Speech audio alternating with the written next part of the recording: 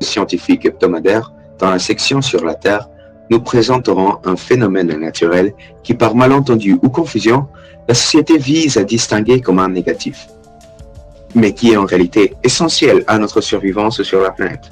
On parle de l'effet de serre. Pour ceci, nous commencerons par un petit approfondissement sur les échanges énergétiques entre la planète et notre source majeure d'énergie, le Soleil. Cette étoile brûlante va nous fournir en permanence d'ondes électromagnétiques qui transportent des énormes quantités d'énergie. Les rayons solaires, ceux-là, peuvent se diviser en 3 catégories, avec les rayons visibles d'une part, et les rayons infrarouges et les rayons ultraviolets d'autre part. Ces deux invisibles à l'œil humain, mais pas inoffensives. Les rayons UV pouvant brûler notre peau et même causer des cancers. Ainsi de suite, on pourra se demander qu'est-ce que nous protège alors de ce danger et conséquences de ce rayonnement. Eh bien, vous le connaissez déjà, et même très bien, c'est l'atmosphère.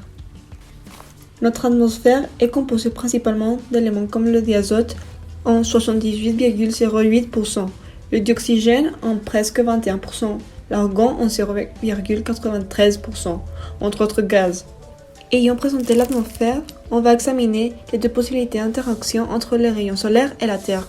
En contact avec la surface terrestre, ces rayons peuvent d'un côté être observés, d'un autre être réfléchis vers l'espace, dépendant des caractéristiques de la surface. La Terre va ainsi absorber 2 tiers de l'énergie reçue et réfléchir ou rebondir 1 tiers vers l'extérieur. Mais puisque la Terre est aussi bien évidemment de la matière, il va aussi devoir libérer de l'énergie constamment, sous forme de rayons infrarouges. Résultat de ceci, il va se refroidir.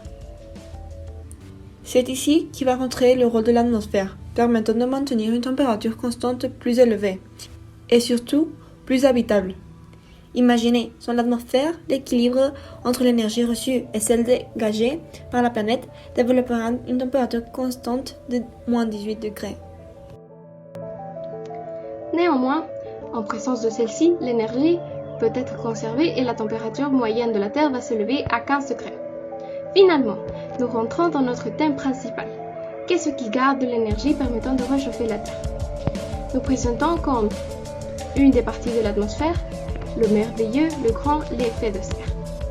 Ce phénomène, formation principalement composée de dioxyde de carbone et d'eau, va fonctionner sous forme de serre, semblable à l'image d'une serre de jardinier, en interceptant et absorbant de l'énergie émise par la planète, les rayons infrarouges ou l'énergie rebondie par la surface de la Terre et les nuages, puis en les mettant davantage. Cette énergie, dont une grande partie sera renvoyée vers la surface, puisque seulement un demi de celle qui atteint l'atmosphère est libérée dans l'espace, pourra donc par conséquent réchauffer la Terre et ainsi permettre notre survie. Aujourd'hui, d'autres composants de l'atmosphère comme le méthane ou le CO2, qui ont tripliqué sa concentration dans l'air dans ces dernières années, sont libérés par des ressources humaines et vont se produire de forme massive, en créant un impact négatif sur notre climat. Ces gaz vont absorber de l'énergie, créant de la chaleur, causant le réchauffement climatique qui est en train de fondre nos pôles.